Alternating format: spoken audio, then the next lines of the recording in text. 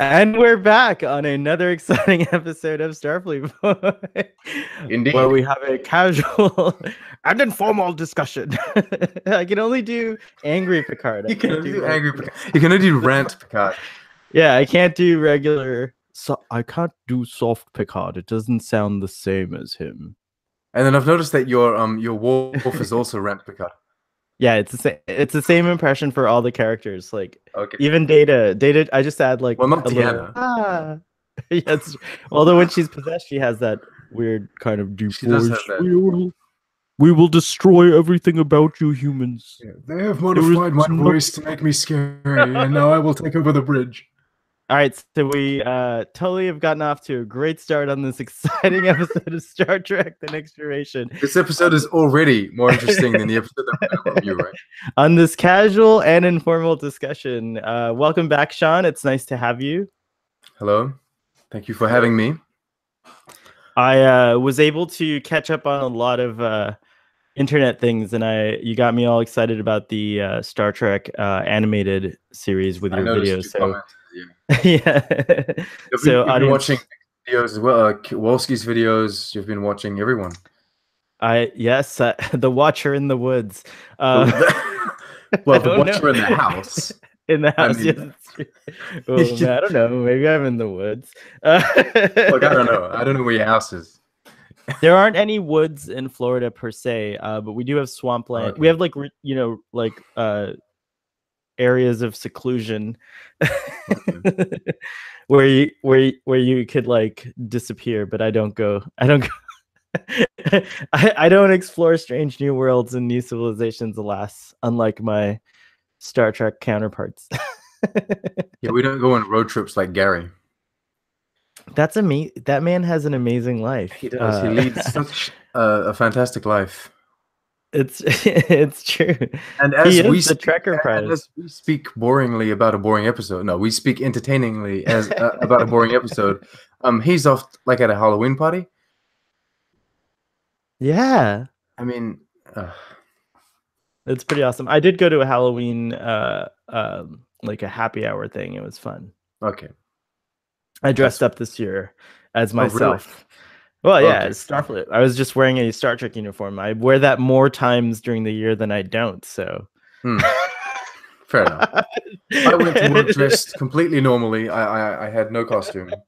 No costume? No costume. And people said, like, "What are you disguised as today?" And I said, "Well, I'm trying to be disguised as a nice guy because usually I'm just an asshole." But I was told several times that it wasn't working. So, I like that, but next year, if you want to be funnier, you could just tell people you're a character from Harry Potter because they just wear normal clothes. You just need to put like a stick in your pocket. They do. And so it's just like, that's it. I would like the objective would be to go as Gomez Adams from the Addams Family next year. You would pull off a great... And my wife would be Morticia. That is excellent. And now that you have little Wednesday, we can because the Addams Family in what is it? The Addams Family values. they have a baby. They have a baby, which is just a baby with a mustache. So I could like, okay, fine, she's a girl. Baby on the tube is a girl, but who cares? Just slap a mustache. No one will tell the difference. That's totally an accept. She'll totally appreciate that you guys were that creative when she's older. Maybe not in her teenage years, but like when she's an adult, she'll be like, "My parents were wicked awesome." we didn't do it this year because she's only like 2 months old. She's too small. Yes, it's maybe too. Just not going to drag her out at 0 degrees October 31st. By the way, Starfleet Boy is a modern YouTube series with modern values and modern sensibilities. So if you ever needed to feed your child on the show, you're totally welcome to. It won't look unprofessional in the eyes of Starfleet. There's no problem. It's fine. No issues. Don't worry about it. But I have a very worried wife when it comes to these conversations, and I keep on telling her it's casual and informal. I said, like, the doctor answers the phone, right? You don't have to worry. But she's all like, I need to get out of your way, and I need to turn the volume down. Yeah, TV. she's totally welcome. Esther, Gary's wife, hung out in the background during I one of the know, episodes, I and know. I And I thought it was said you can do the fantastic. same I loved things. it. I Like, thought it no, was so cool. she's all like, you need to keep this professional. This is a family, but it's a family program, so you know. I mean, it's okay. we're already like somewhat 5 minutes into the episode, and we haven't given the episode summary. I know. I was wondering, did you want to do this one, or shall I can do that if you want. I can do it. I think you should. Okay. I don't have the same perspective, if I may just state that, like, as a homosexual man, I have a totally different take on this episode than I think you will. I think, maybe. So that's why I'm curious about your summary. That's interesting. Okay, because I have wow. I have never even considered a different sexual orientation when it comes to this episode. My mind just goes straight from. Of course, you can't. She's a woman. Hardware. I have very much considered the fact that she's not very attractive to me. Jensen is like, isn't she like the epitome of like gorgeousness on a universal level? I've found that apparently my taste is more for how should I say this, spicy rounder woman than like the average well, then just imagine a spicy rounder version of her, and you'll be like, okay, I get why this character is awesome. Okay. So like you're saying, if the character is essentially my wife, then fine. Yeah. And I relate. Okay. Episode summary. What is this? Season 5, episode 21. Yeah. The perfect mate. Okay, so in very original series style, the Enterprise is off to essentially negotiate an agreement between two warring factions or species or worlds or whatever, and they have an ambassador on board, which is bringing a gift. It's a yellow floating cocoon, and we don't know what it is. And then two Ferengi arrive in a snazzy-looking shuttle that blows up.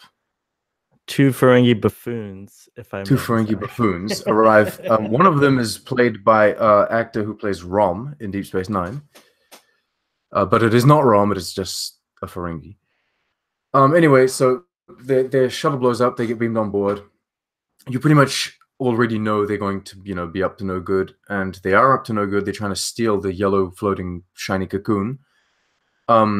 But that fails and backfires. They're sent to their quarters. The cocoon breaks, opens, and it is revealed that there is a woman inside, a perfect mate, but only for some. It is revealed that there is a woman inside, which is empathic, and not only that, she's been trained her entire life to essentially please men. Or is it this man specifically? No, she's pleased to.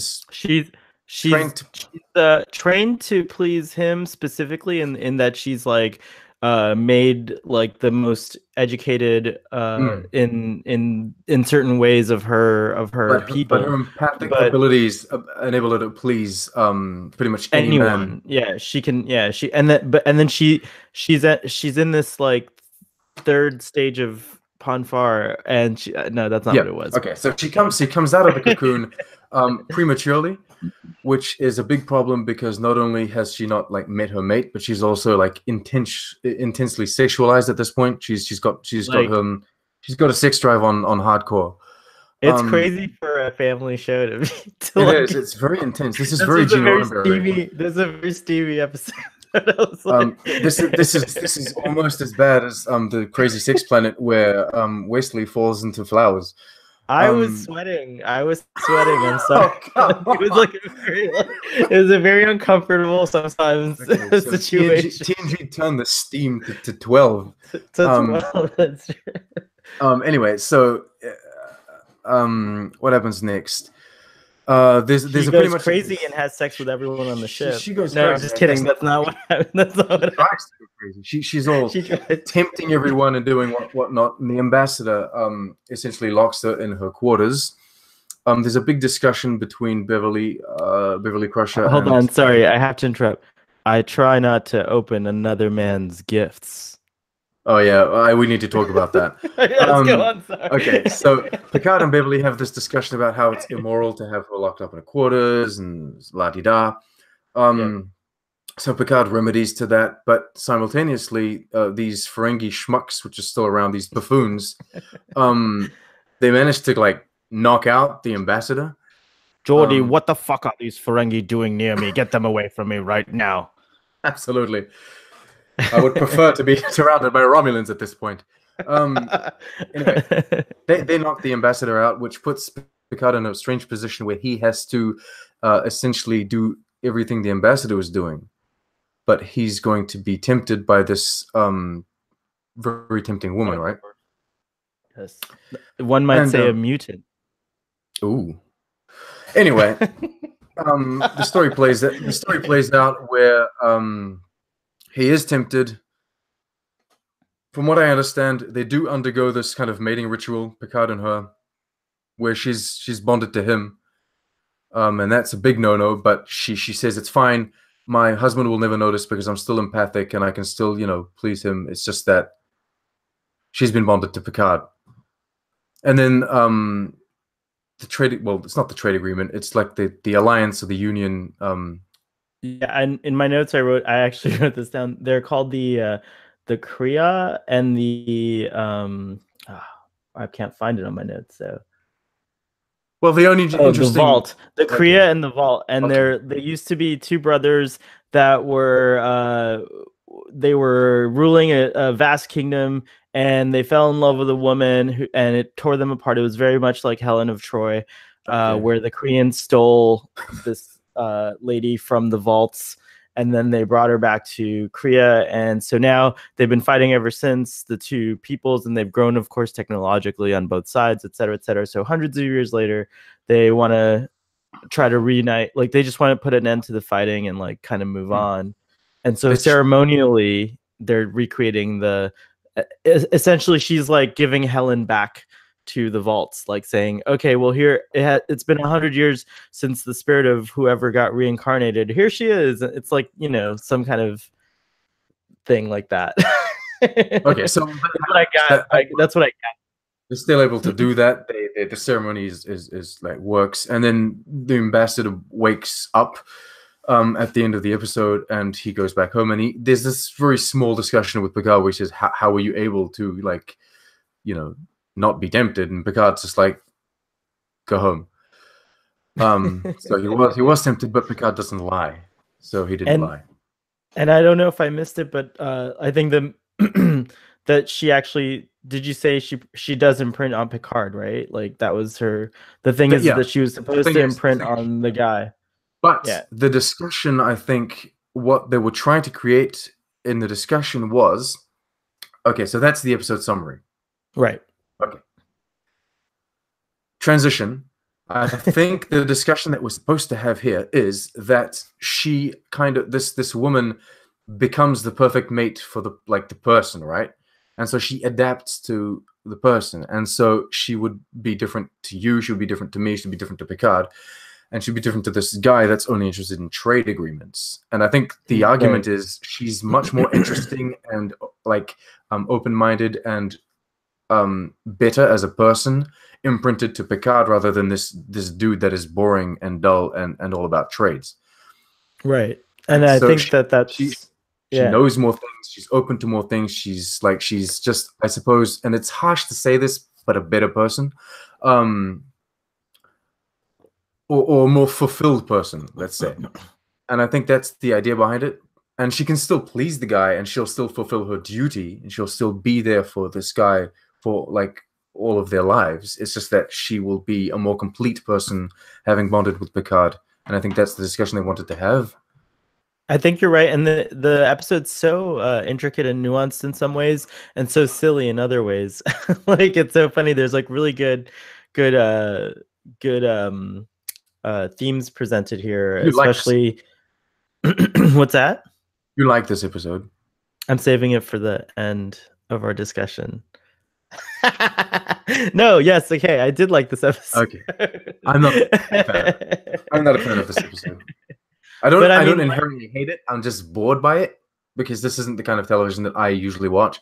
I just, you know, it's TNG, so I'll watch I it. think it's very soap opera. The episode is like more like a soap opera than it is like a, you know, bold adventure show on TV. So I do think that the episode's a departure in that way from like what you'd expect, even from TNG. But I think I didn't like it before. I'm pretty sure that like it's an episode that I skipped when I was rewatching, you know, or like that I, you know, or it was like I would be maybe perhaps doing other things while it was on. So one of the things I love about these rewatches is it forces me to kind of, you know, knowing that I have to take notes and come here and talk about it with you, I have to kind of like down and actually watch it. Sit down and like actually pay attention to like every single episode.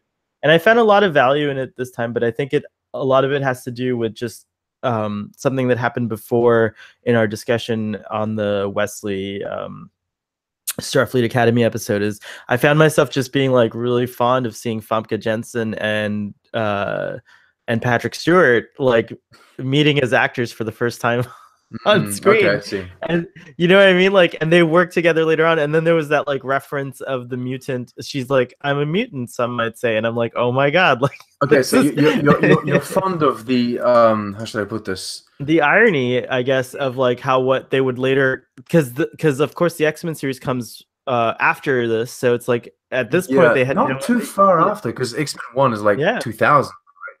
Yeah, and I thought the chemistry between the two actors was really good in this episode. Like, I may not agree with all the kind of like, you know,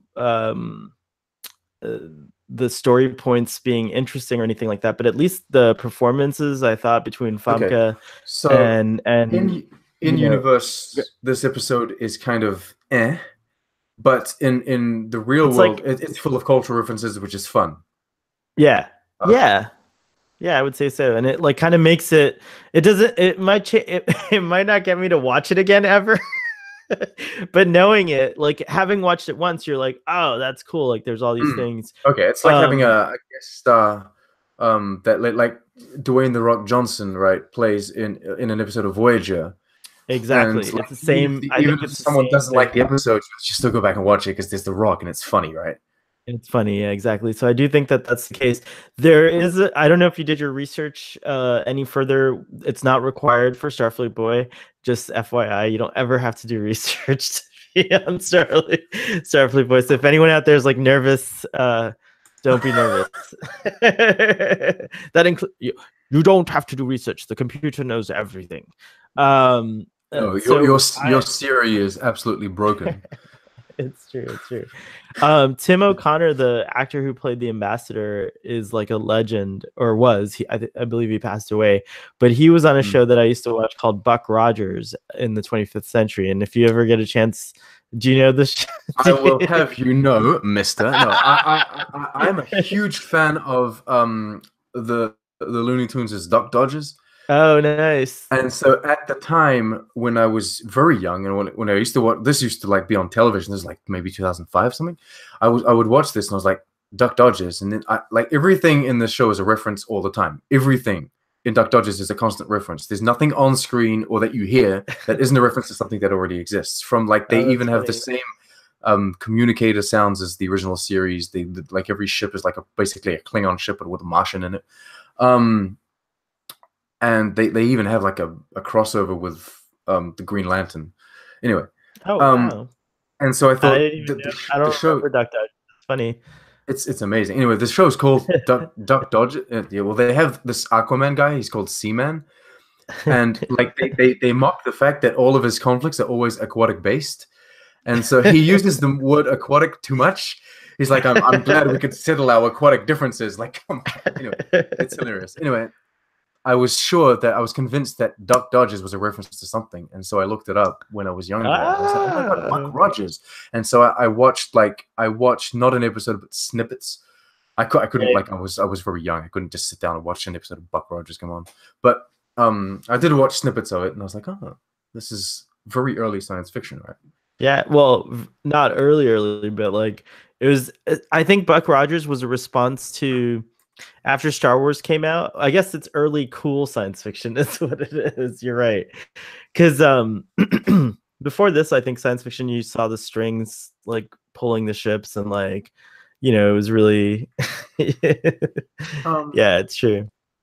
But Buck Rogers was in the 80s, 80s to like 1985, and when I got home from school, it was on reruns on television, like, and so I would watch it, and there was like a Hawkman, and there was like, of course it had like amazing. There's a 1950 to 51 television series. Yeah, that's like the serials Buck Rogers. So Buck Rogers is like super old. You're right. Old. It's like really it's old. Like from comic books and stuff like that. But the funny thing is, it's Buck Rogers from the 25th century, is it? And Duck Dodgers is from the 24th and 1/2 century.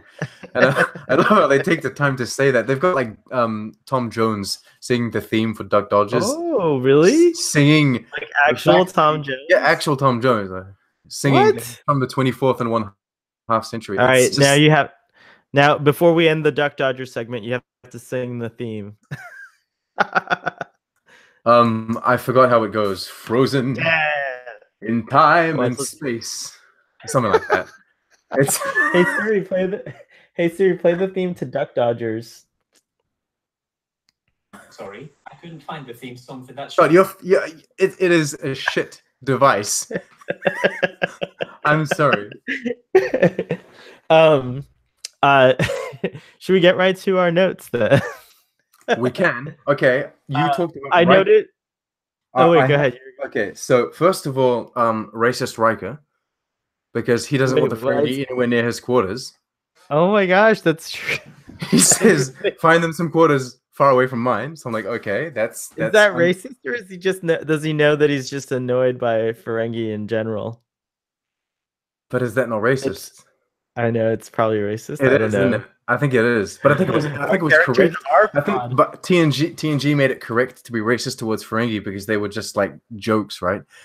But then Deep Space Nine remedied that. Anyway, so racist. It's true. Also, that whole thing that you mentioned with Riker, he's like, I don't open another woman's gift, another man's gift. Another man's gift. Right? So he's being all tempted and horny, with this woman, right? And then he's like, no, I don't do this. And then he walks out of the quarters and then he contacts someone. And then he goes to the holodeck. Okay, so in my notes, I have, did Riker go fuck a holographic woman? Like, did he just?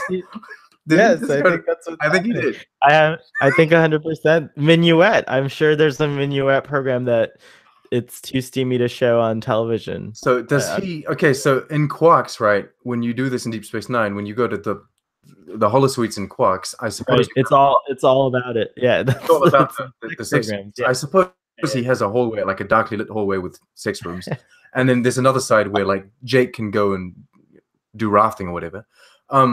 I think the holosuites all look the same, but that it just changes depending on who's like. You could go into they call them holosuites. I know, but I would assume that Quark is respectable enough to reserve holosuites to the sexual activities and have like because you don't want to go. It's not like wait, you're thinking like of like possibly you're thinking of like that they don't have soundproof walls and I would imagine no. You have no idea what's going on. That mean he would have to disinfect the holosuite after each passage, right? No, the computer does it. Don't you remember in the episode where the Irish people came aboard the Enterprise? Don't you remember? Okay, fine. Okay. So you can go and have a picnic with your family in the same holosuite, and someone's having an orgy. It's true. In the same one that was just had an orgy like 10 minutes before. What a fantastic future. Amazing. It's a weird future, but you wouldn't know. How would you know? Riker's situation. You take a hollow shower after your hollow sex, you get redressed, and you leave the your hollow orgy is nothing. It's gone. Riker does this on the Enterprise, so I hope there's a locking mechanism because in no episode have we shown that it's been locked. I think during private episodes, that's funny. During private, I bet you they have ratings, and I bet you if you had walked up to the holodeck during this particular session of Riker's, it would have said the holodeck is set to private mode, or something like that. And you can't go be like, I need to speak to him. Override it immediately. Dear Lord. Commander. Mon Dieu. Gets all mad. Oh, we went to places that I We thought did. not possible. This is the Drunk Space Nine episode, but it's We're not. It's not our fault. This is the episode is like this It's anyway. it is. So- This is an episode that would be perfect to do a Drunk Space Nine crossover. Unless I'm drinking water, though. This is not very Today. child appropriate, and I'm not talking about our podcast. I'm talking about the. Yeah, ours is.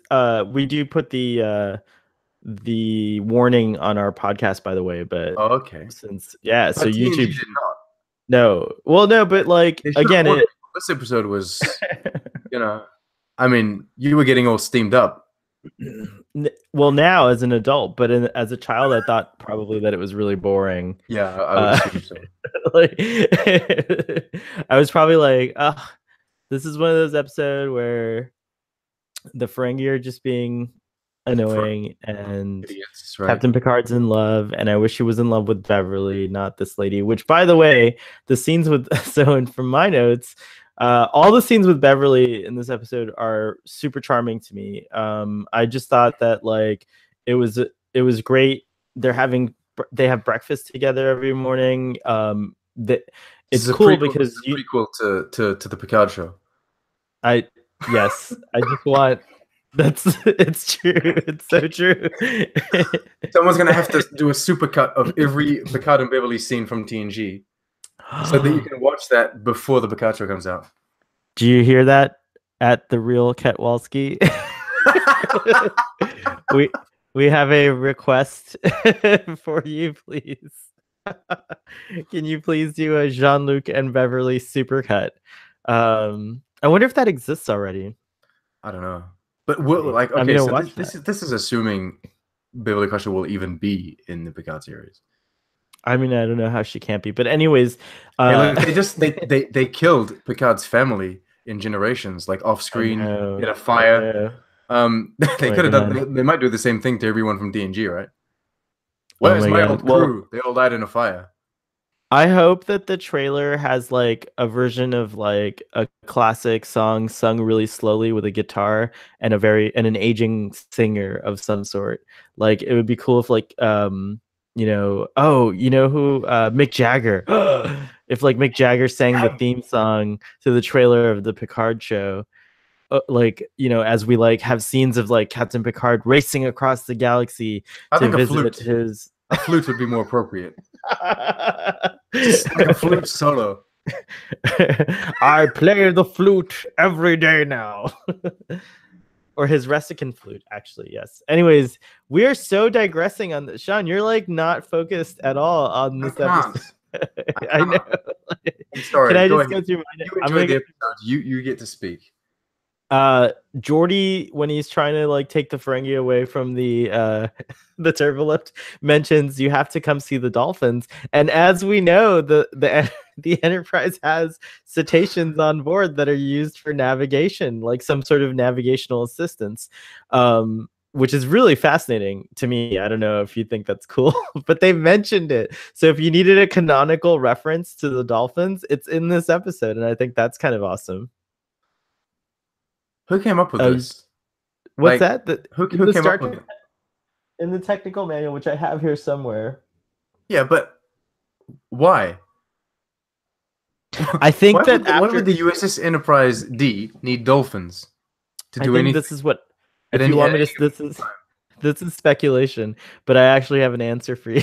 You have now entered the theory craft zone. This is the theory craft zone. Yes. I think that after the probe came to Earth in Kirk's time, and like nearly evaporated the oceans and caused all that trouble on Earth, after the whales were restored, like the Federation were like, we gotta like start communicating. I mean, these are obviously intelligent species. Let's figure out a way to start communicating with them. And so I think that as Star Trek totally doesn't say it does this, but in my headcanon, if you will, it's like the dolphins and the cetaceans and the humans are learning how to communicate with each other. So they have crewmen or workers on the Enterprise that happen to be dolphins. And I think that's kind of awesome. Like, why is it okay to have aliens that are intelligent, but like species on our own planet, why do we think that they're not intelligent enough to communicate with or learn how to communicate with? That's what I think. I don't know. But they do refer to dogs and stuff as lesser species. They Is it do. lesser or lower? Lesser species. I don't know if they said. I don't know what they said but they've referred to them as differently. But dolphins, we're finding like today in today's like world and in our own science, we do recognize. In fact, India, if I'm not mistaken, recognize dolphins in particular as non-human persons. So they're acknowledged to be persons, like actual like whatever makes a person, but just non-human. So I think it's kind of an interesting time that we're India in. is a particular country in the sense that like they don't prosecute rapists. Fine. So does their opinion on dolphins really count? In America we tend not to. We're not going to get political, but in America the same problem tends to happen. We don't prosecute people who are doing atrocious crimes. So on that note, so if we're going to argue about dolphins are rapists. No, what? Which is very true. You can look this up. Dolphins. They have a culture of rape. Not only because dolphins. This episode's getting weirder than I ever thought of. Dolphins feel pleasure when they have sex, and so they rape. They not only rape other dolphins, but they can rape other species as well. And they're so intelligent, in fact, that they can actually gang up on a smaller dolphin in order to like kind of make sure that smaller dolphin doesn't run away. They're terrible. They're a terrible species. Okay, so I think that we should probably just eat them all, and we should do the same with human rapists. That's my human rapists. I'm not sure about that. Yeah, we should just consume them. We can make them into Soylent Green. It'll be great. We can feed so many people that are hungry. It's a great source of protein. Human. Soylent Green is a terrible movie.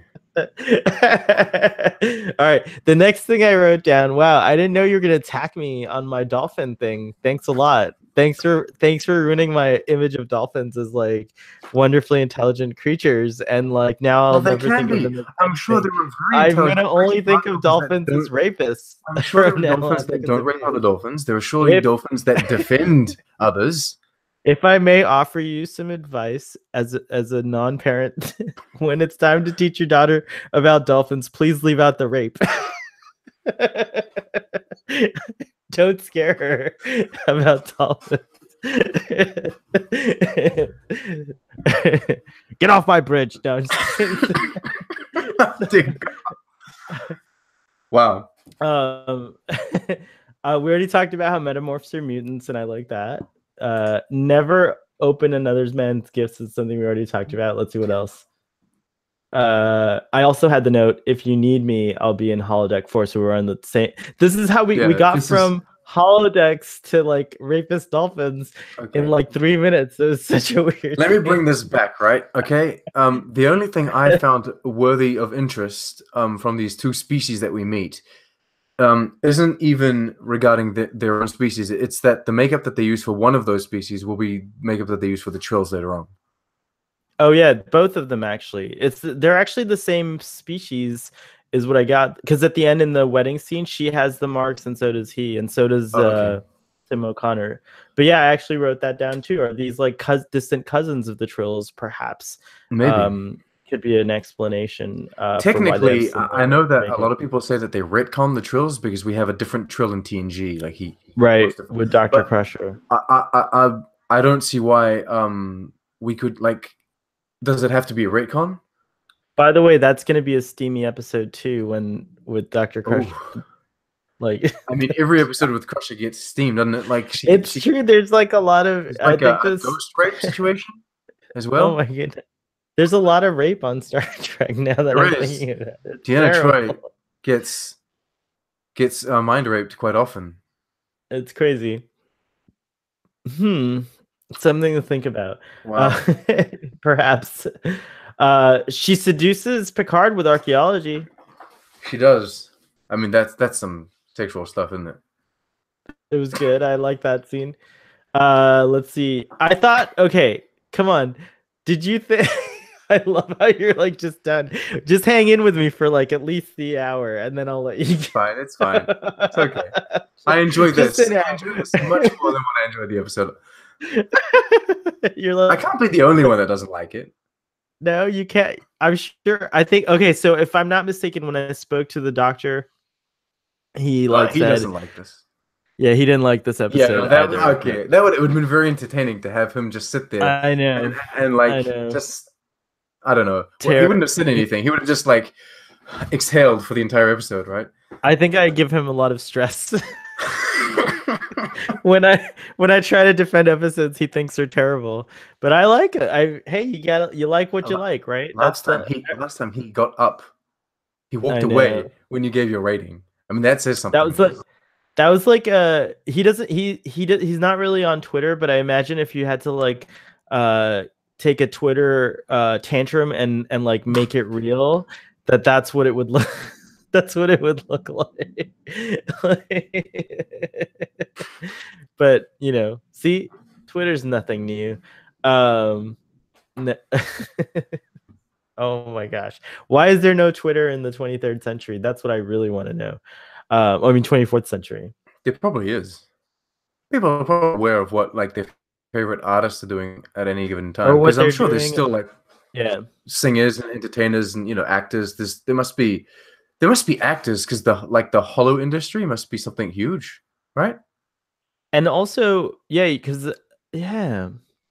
also, I mean, I could live a Chris Evans movie, doing. Right? We have no idea what they're doing on their pads. Like they could be on Twitter. Like they're walking around. You think they're like reading schematics for like. We all think that everyone is like hard at work, but they're not. They're all the time scrolling.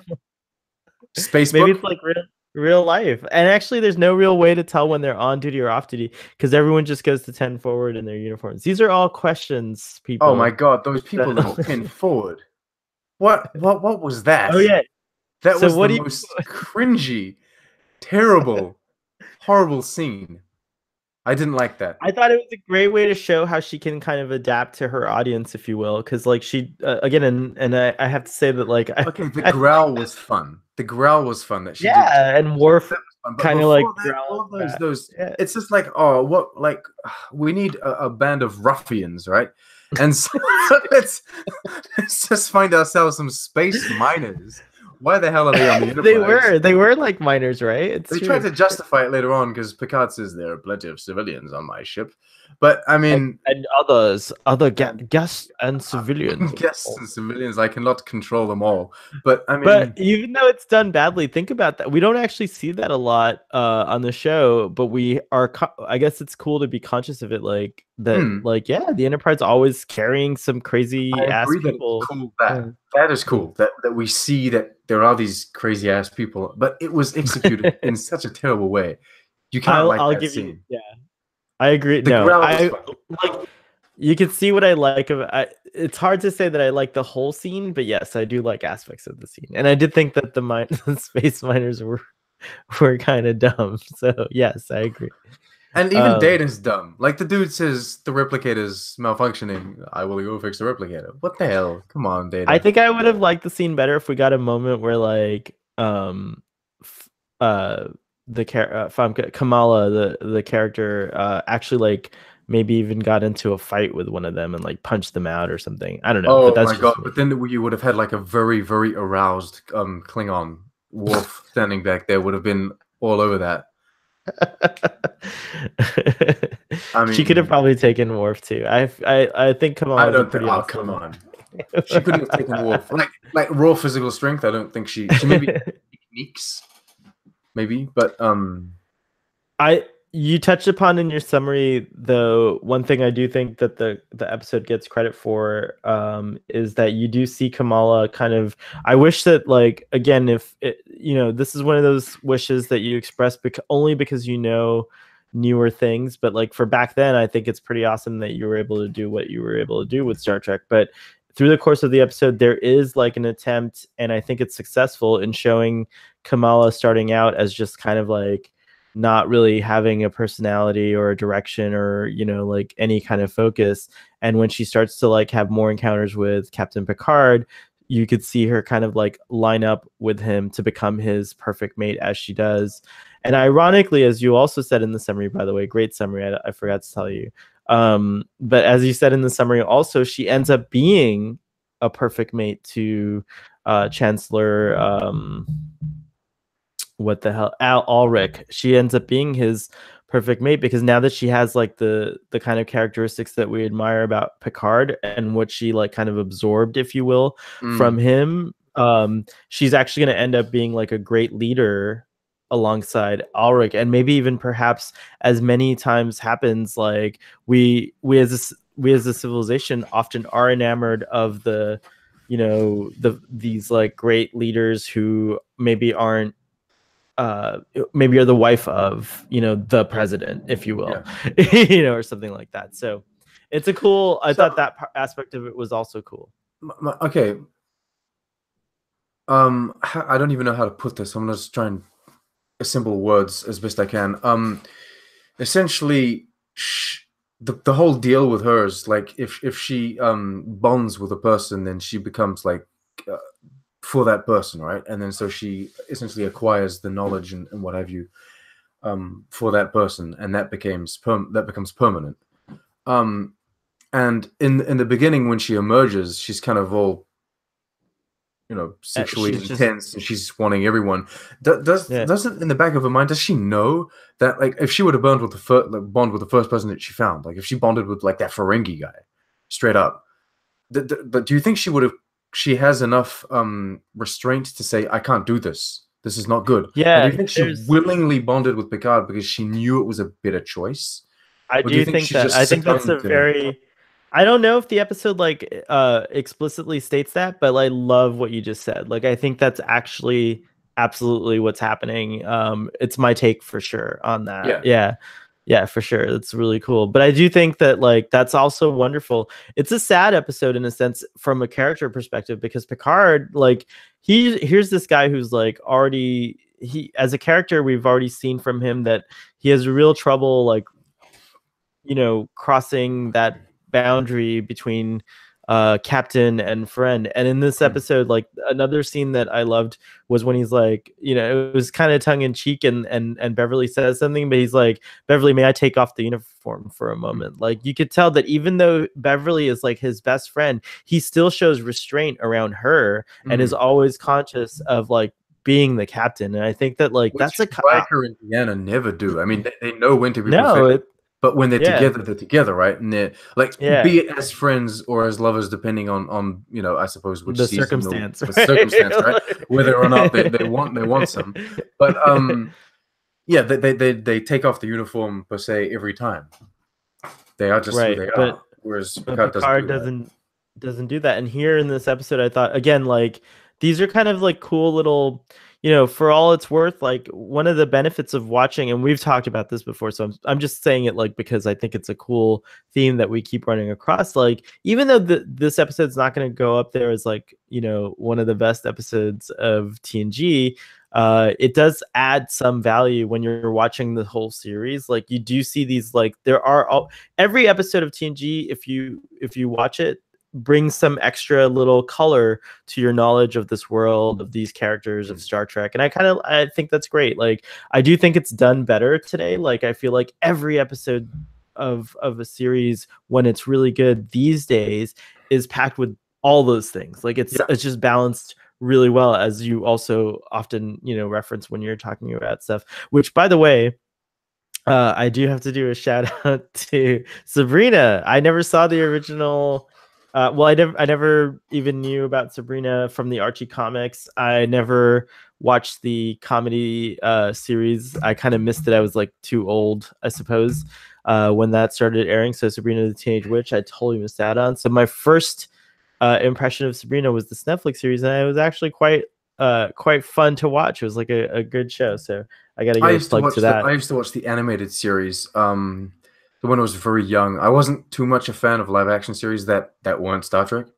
And so I used to watch the animated series of Sabrina, but then I've never been like a huge fan. I have a friend who has a cat named Salem. So he's a fan, but I'm not. And I've only heard positive reactions up to this point for the new Netflix. Yeah, I think. I mean, okay, so. In my circle, I'm getting some mixed things, but you go. Sorry. Kowalski said that it was. I think he used the word "all right," and he's looking forward to season 2.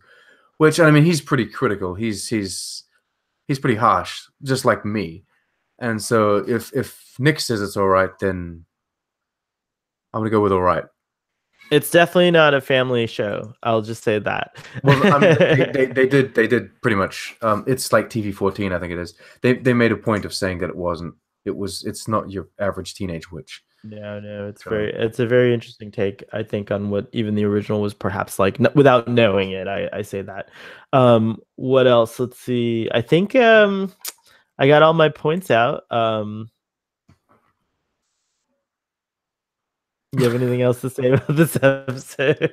Not really. Oh well, I did. Okay, I don't want to hate, but I did note that the transporter chief, the acting wasn't very convincing in that scene. Oh, you know what I found about? So I noted something too, but it was a different thing. It sounded like the sound was dubbed separately. Like she sounded more processed than, like she didn't sound like she was in the environment to me, and I remember being confused by that. Okay. Yeah, I took that. Maybe that's it. So I took it down to as like being bad acting, but maybe it is like a technical difficulty that they had.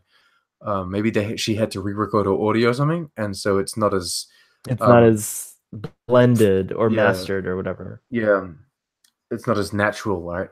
So okay, interesting that we noted the same thing.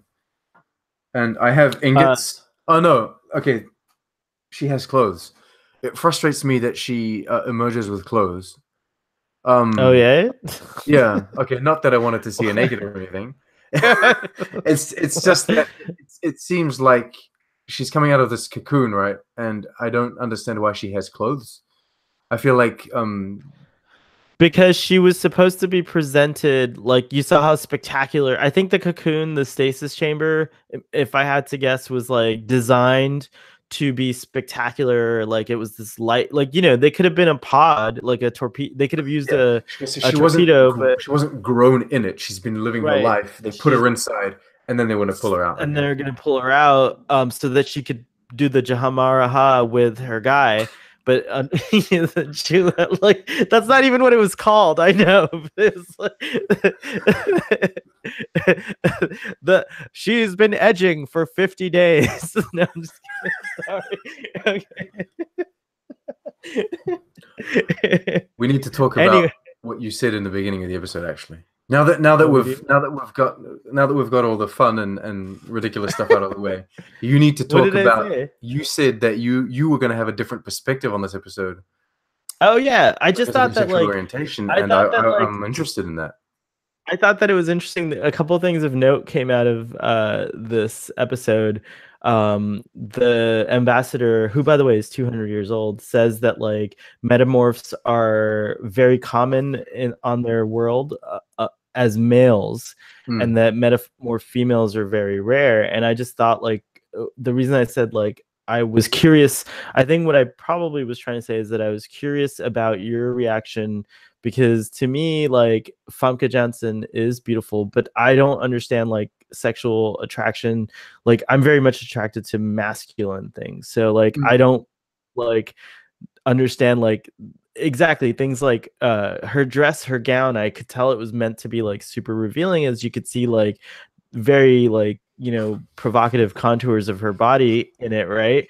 But at the same time, I was like, if a dude was dressed that way, I would totally find it repulsive. I like, you know, I would like be more attracted to like a dude in jeans or like, you know, like a t-shirt. I don't know. It was kind of an interesting thing. So in a way, heterosexuality has always been alien to me. So whenever they do these episodes where it's very heteronormative, where it's like this person's out of control sexy, I just like, I'm like, oh, I wonder what's like sexy about that. Like, what would it be like? They explain it in the episode with the pheromones and everything like that, but I've seen, like, you know, men react to women wearing things like this, and I just don't understand it. Okay, as a person that is usually not, like, I'm not sexually attracted to, like, I dare say, the average white American woman. I'm more attracted by people that resemble my wife, right? I've never been head over heels with the people that they present as very sexy in Star Trek, right? Like Mud's woman. I'm like, you know, it's just right.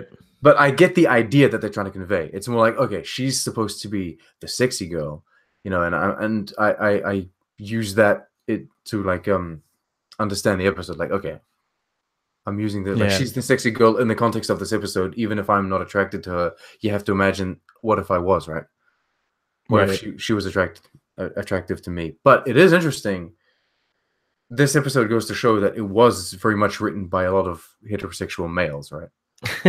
I don't know. I think so. I do. Well, maybe think so. Women as well, but a lot of heterosexuals at least. But I would hope that like no matter what the sexual.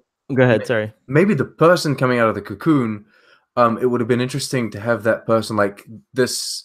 Instead of saying, "Oh, sometimes we have women that are like empathic and like this. Sometimes we have a lot of times we have men." You could say we have men, women, and we have this kind of third undefined gender, which is like this third gender that comes out every now and then. They're empathic, and they can change their gender depending on like who they're trying to attract, and so they could also change their sexuality. Wild. Yeah. And so you would have had you were too little to contribute to that writing. You weren't even born. No, I wasn't. This is like you were born. 97. Anyway, so in the room with me, she would have been like a woman that I find attractive, but then in the room with you, she would have become a man that you found attractive. That would have been an amazing twist, and I think that's cool. Yeah. Alas, that might have been too provocative. Even though this episode pushes the limits, it may have been too provocative for the time that it aired. It would have been a lot more difficult because you would have needed to cast a lot of actors as well. Do you think, since we're on this asking questions about the story, which I thought your questions are very good, I have a question for you. Do you think that Captain Picard sort of gave himself permission to maybe pursue her a little bit after he met Chancellor Alaric? Because I think in the scene felt condescending, right? Or a little like I felt like he found the guy boring and bland, and he thought, you know, like, and so then he in his mind anyway. Well, I wasn't going to mess with her before, but now that I see he's an absolute idiot, boring man. He's more, he's all about his trade agreements. I mean, come on, I'm much better. I'm all about my old artifacts. I felt that. I kind of did.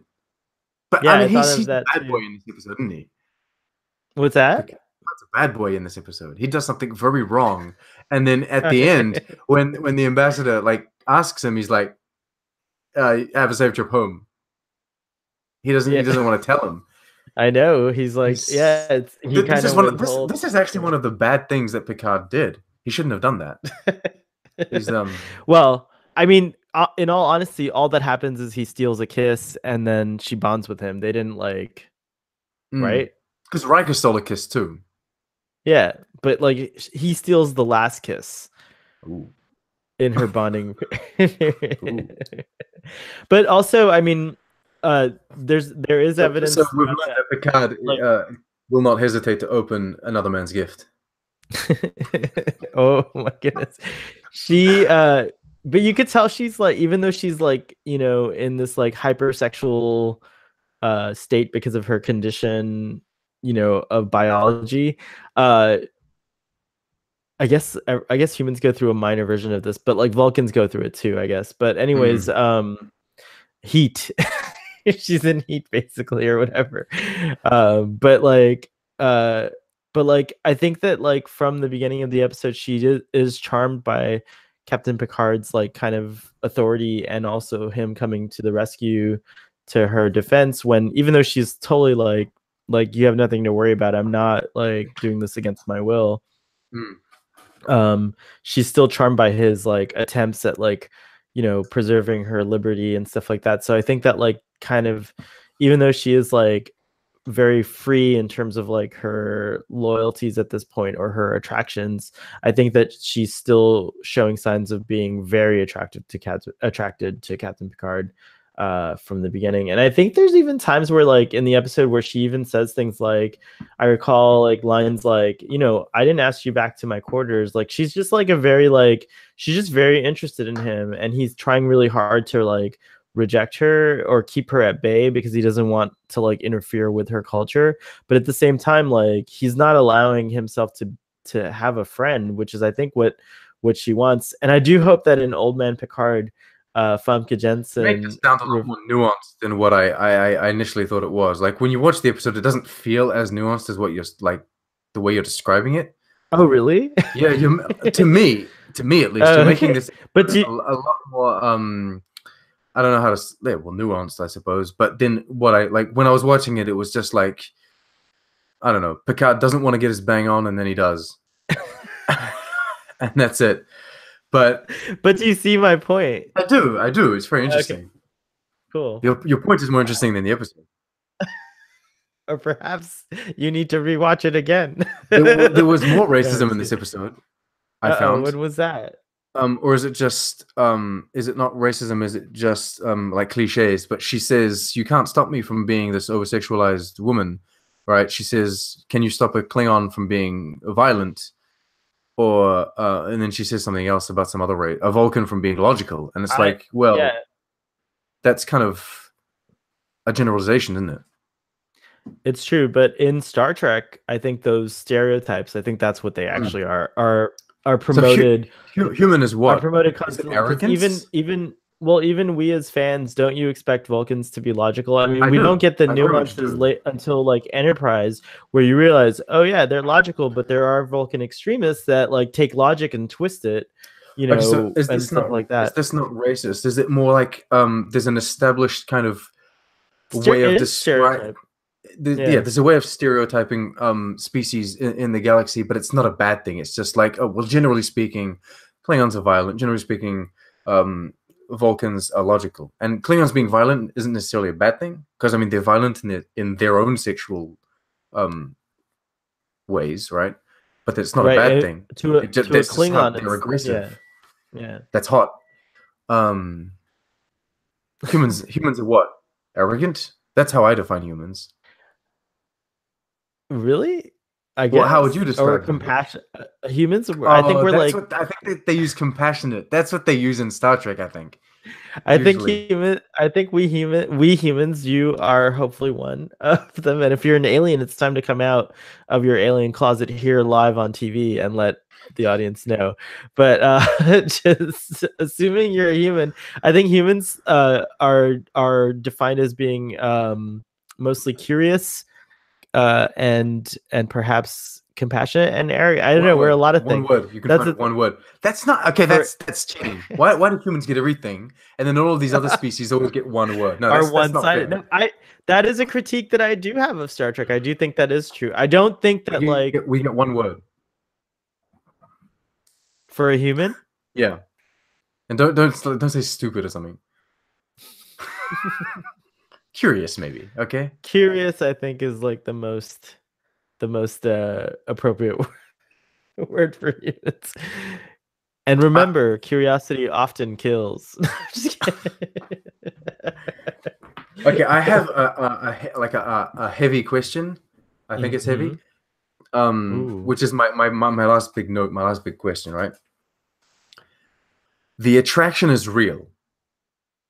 And I'm not saying between Picard and this woman specifically, but like two people in this context, like the person that comes out of the person that's empathic and that is adaptive to another person. The attraction is real, but is the emotion real? Like, is it true love or is it just manufactured? Because when you truly love someone, and you're in a relationship with that person for many years, that you feel fulfilled because the attraction and the love is real. It's not manufactured. It's not like the person wasn't bred to be your lover. You found each other.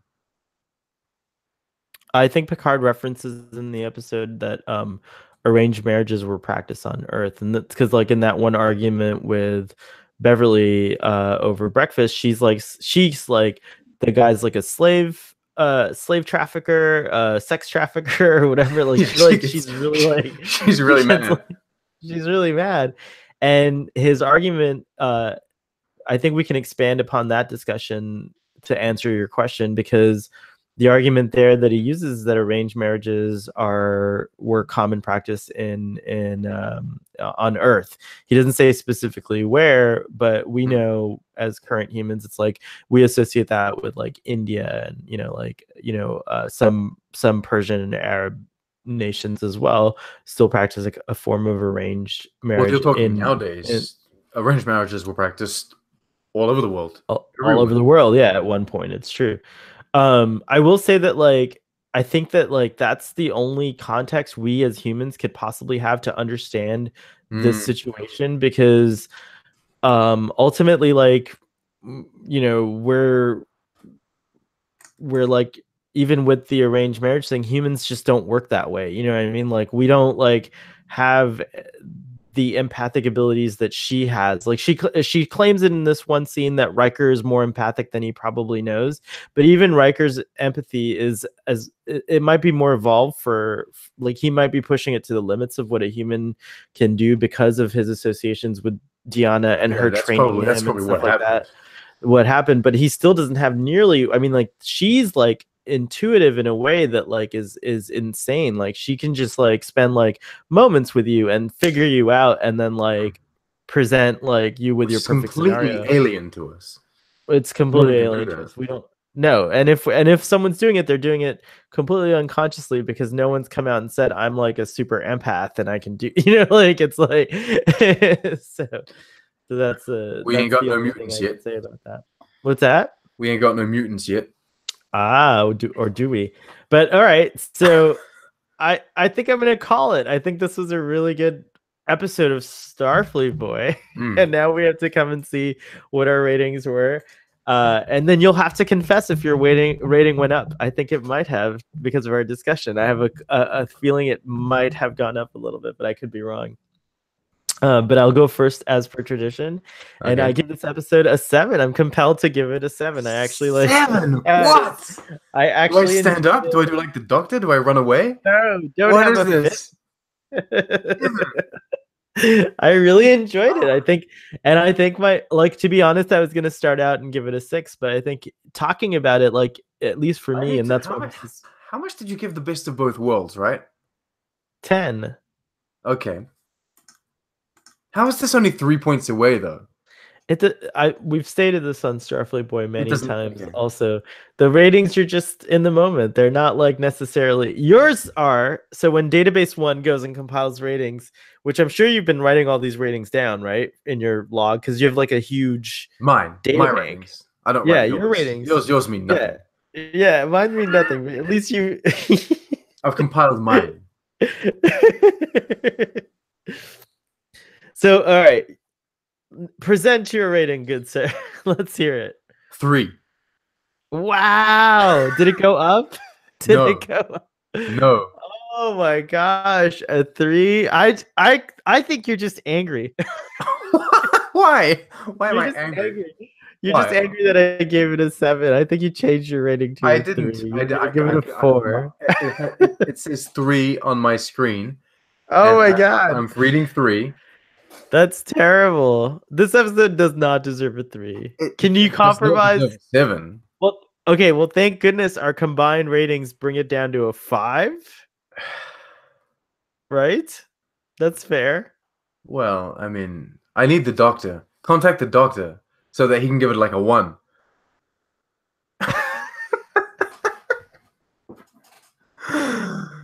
I'll compromise. We didn't have. I think Nick doesn't like this episode either.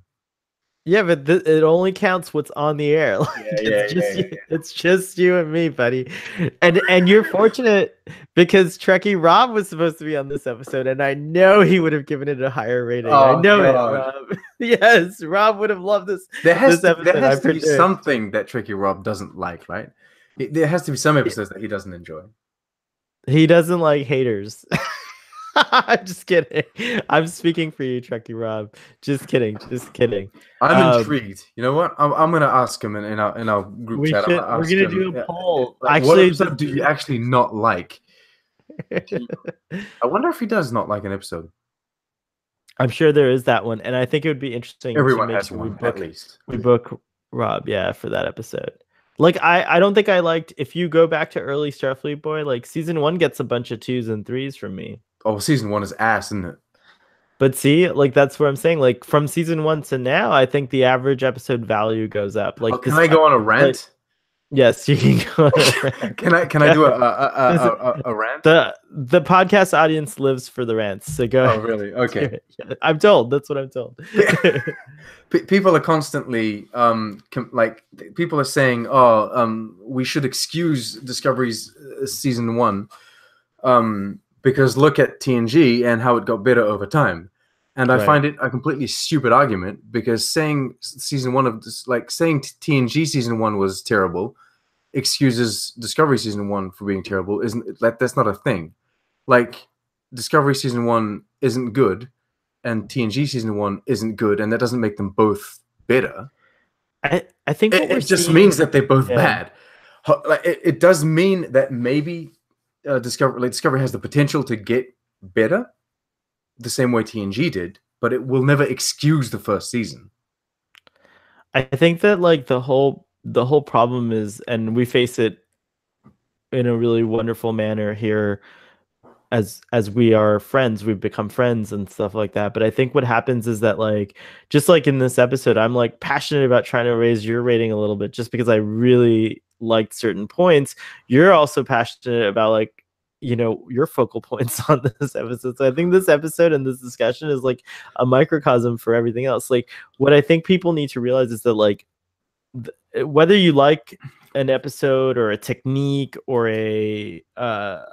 like a portion or something, or you don't like that about something, it doesn't like mean you don't like it on a whole. You know what I mean? So I think it's like a lot of times people, and this is the two extremes. One extreme is like, well, if these things are not accurate and these things kind of suck, the whole thing should be trash, right? It's like, yeah, because they did the Klingons wrong and they did a bunch of little things wrong, the whole show should be dismissed. That's one camp. And then the other camp is like, well, there's nothing wrong with it, it's perfect. To be honest, we both try to sit in the middle. I agree. I feel very centrist to myself in that regard, and that's why I try to stay away from like either extreme, but you can't help it. Sometimes you're like drawn in and you just want to express your opinion on it. I just think that like well, sometimes an opinion is so extreme that you just have to go to the other side and say no. Look. Right. What you're saying exaggerated, it's right? Like what I'm really grateful for and what I'm really happy for is that, like, had Star Trek Discovery never come back, or did not come back, but like had Star Trek, this whole journey of mine like started because of excitement that Star Trek was coming back in some way, you know? And so like I think it's neat. I've like met like amazing people. That's what I try to focus on, is like, you know, whether or not Star Trek Discovery is meeting my expectations of Star Trek, at least it's like introducing a new group of people to Star Trek who may have never, like, you know, thought about Star Trek as something that was cool or worth watching. And despite its incongruities and canonical errors and, like, you know, just like it often doesn't make sense. And I think that, like, you know, the writers promised this is for a reason, but despite all that, it's trying really hard to be a good Star Trek show. And I think it's going to get better. I have a lot of hope for season 2. And you're right. Like, it doesn't excuse Discovery from having a bad first season, but what would be inexcusable is if they said, oh yeah, we're going to keep going this way. Yeah. Fuck what everyone's saying. And like, I think the fact that they're like starting to evolve the show into something that might be more what the, you know, institutional ideas of Star Trek are is promising.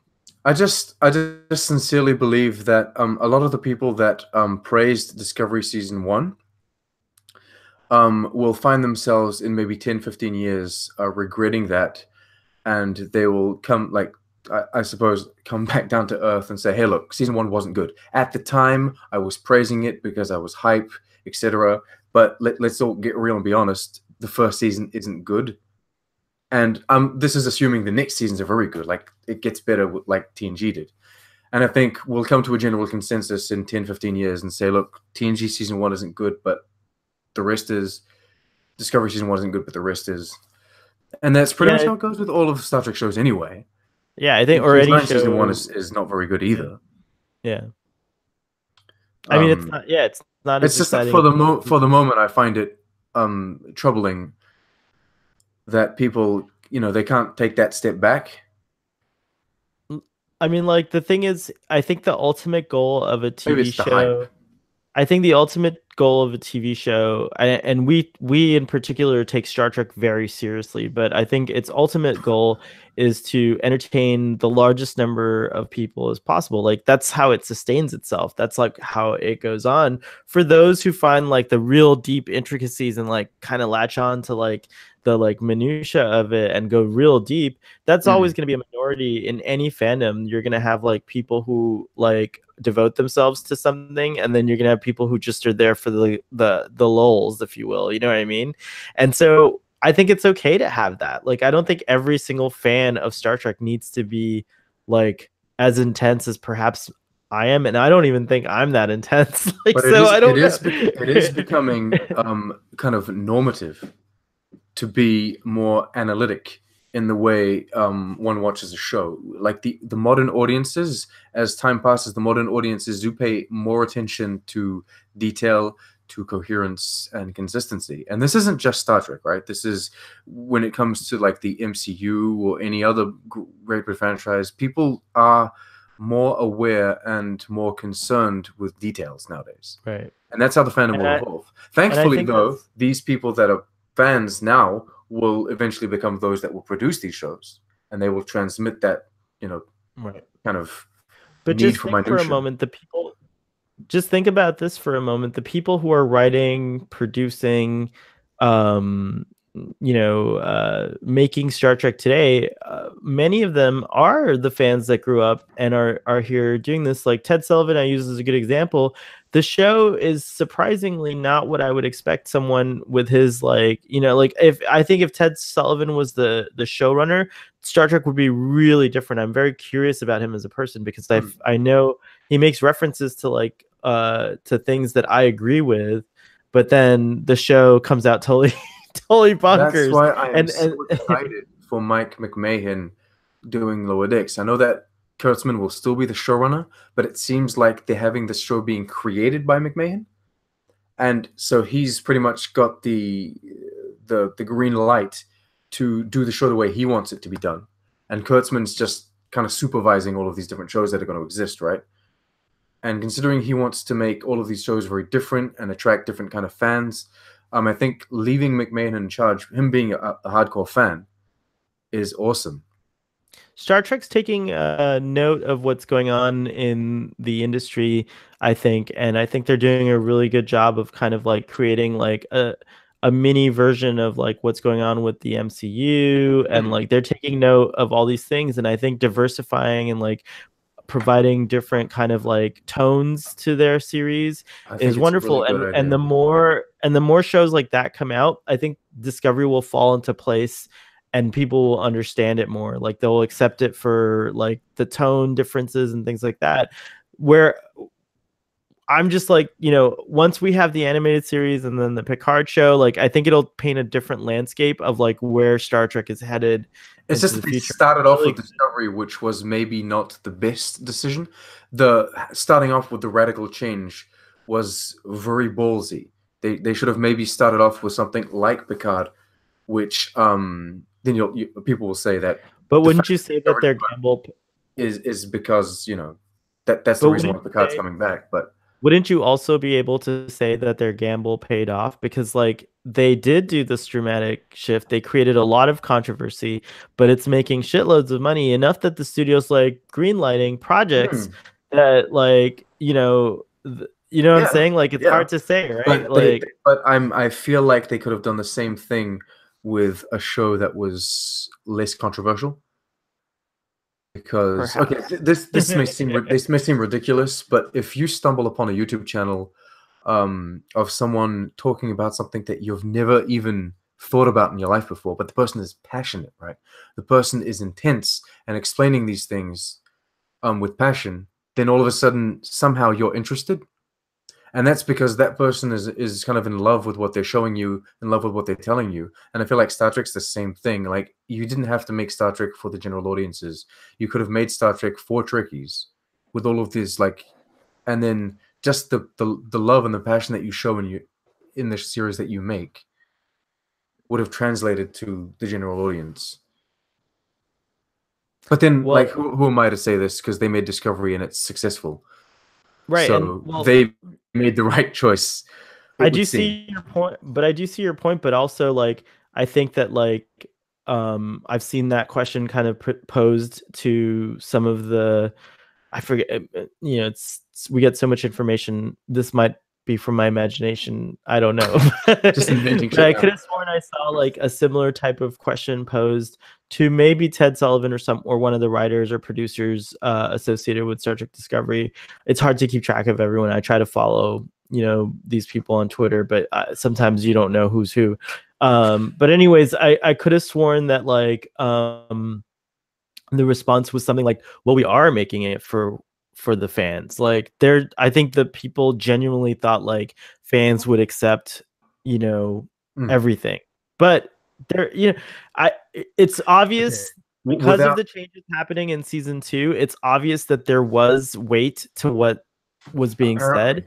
Apparently. Yeah, 100%, because I didn't believe you, but you were right. I hand it to you. You were right. Thank you. Really, truly. All right. But then, of course, people like, and no hate or disrespect to Sonequa Martin Green at all. But she genuinely thinks that everything that happens in Discovery, you know, is amazing for the fans, and she genuinely believes that all of this was done out of love and passion for the fans, right? And that's simply because, and she doesn't know better. I can't blame her for thinking that, because she can't know. She doesn't know. She doesn't know Star Trek. But I think if she were a longtime fan, if she were someone that had, like you and me, we had grown up watching Star Trek, been involved in Star Trek, and been interested in all of the details, and then once we get onto the show and become an actor, then, you know, you might be more concerned with certain details.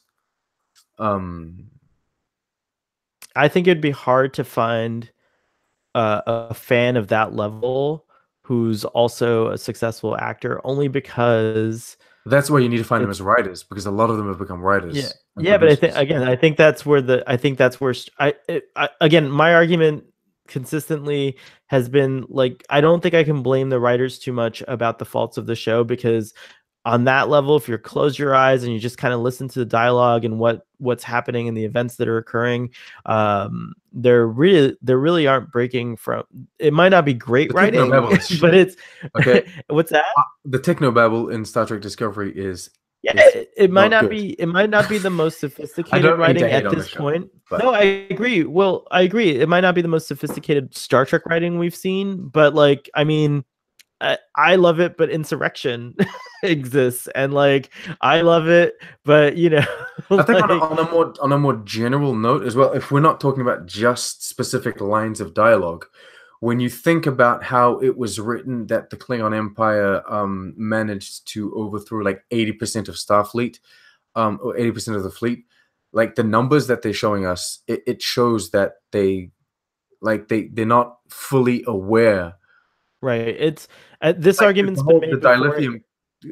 They need to reassign their science advisors, and they need to get like a couple of people involved. And I think, again, now that the show's making oodles of money, maybe they'll be able to hire someone like that. Kurtzman's kind of moving in that direction, though. Cool. Yeah, I mean, like, imagine Sir Brian Cox. Is he a sir? I don't know if he's a sir, but Brian Cox as a or Neil deGrasse Tyson as a science advisor, advisor on Star Trek. But those guys are mostly science communicators. I think there's like a lot of hardcore scientists out there that aren't even on the stage all the time that we need to fund their research. Like, why not get science advice in exchange for funding research? And I think that would be awesome if I found out that, like, Star Trek was funding research towards, like, let's say something that I think is really important is fusion energy, right? Like the byproduct of which is water.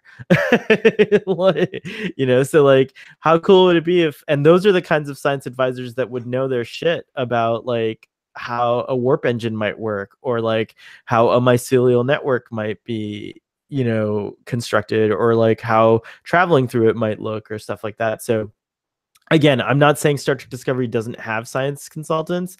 I just think that they could have higher paid science consultants, perhaps in different I don't know. It's just an impression. I don't know anything about the production. However, if CBS would like to hire me or Sean as interns, we'd be happy. Why does this always turn into a plug for like? Because why not? I mean, what if they're listening?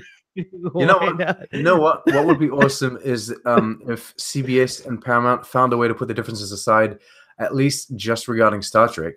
They would make Star Trek a united kind of franchise. I'll be an intern at Paramount. Sean, you're an intern at CBS. And we're bringing coffees to our respective leaders here. And we'll just slowly, you know, get them to like be like, they'll be like, wait, what? Your friend works at CBS on Star Trek? I'm like, yeah. And you work at Paramount on Star Trek? Yeah. And your friends? Yeah. I think we should all be friends. And like Romeo and Juliet this. I think we just created the first Star Trek related comedy buddy film played by Adam Sandler and Will Ferrell. Oh, I think God, no. Oh, hell no. Oh, Will Ferrell will play me, and Adam Sandler will play you. There's like the inevitable Jonah Hill cameo. That's true. Or maybe like Hassan Jonah Hill as an Andorian admiral. Hassan Minaj could play me, and you could be played by the lovely Chris. Which one? The Chris. The Evans.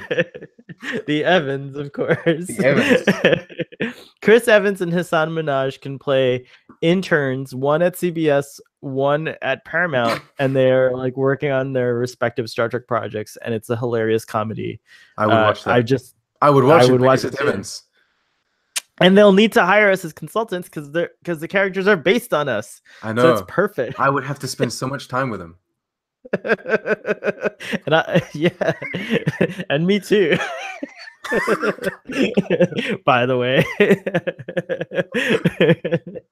Anyways, now that we've descended into the quantum realm, we've gone into the quantum realm here. It's time to say goodbye. We did 83 minutes. That's insane. But we did go off topic. Hey, it was super fun talking about all these things. There are a few things I want to mention because this will be posted pretty much now. If you've made it this far, thank you first of all for like sticking with us through this whole discussion, and I hope you enjoyed it as much as we enjoyed it. But please go check out the content on Trek on the Tubes page, on the Real Ketwalski's page, who hasn't updated in a while, and he's got a great 15-minute kind of proposal about Star Trek Discovery's tone differences from other Star Treks, which I thought was very compelling and worth discussion. What's that? He came back strong. He was absent for a while, but now... Yeah, well, it's a heavy production. I mean, there's a lot of production in that episode. I mean, like, he's like even marking out scenes, and like there's like visual analysis being brought. It was... Shit's intense, yo. Yeah, I had to have a glass of wine before I watched it, but I'm glad I did. And then I also caught up on Trekker Prize's page. He has his discussion with Trekkie Rob up about Star Trek DST, and that was cool to listen to. I didn't get to watch that, but I listened to it while I was driving in my car, so that was a neat thing to do. And am I missing anything? Not really. I think that's it. All right. Well, live long and prosper, and we'll see you next time. See ya.